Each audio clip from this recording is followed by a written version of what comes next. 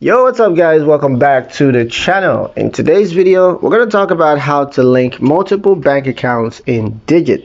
Do you need to manage more than one bank account with Digit? Well, here's how to link additional accounts. Step 1, open the Digit app and log into your account using your credentials. And once you're logged in, you're just going to go to your settings or profile tab. There, you're going to tap on bank accounts or linked accounts. Next, you're going to select add a new account. Now, Digit will show you a list of supported banks, so you go ahead and search for your bank and then follow the on-screen prompts to log in securely into your bank account with your credentials. Now, once connected, Digit will verify the account and add it to your profile.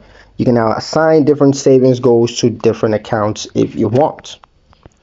Important notes, some banks have multi-factor authentication, so be ready to enter verification codes if your bank is one of them. Another pro tip, Digit usually lets you choose a primary account for savings and withdrawals, and you can switch this in the same menu.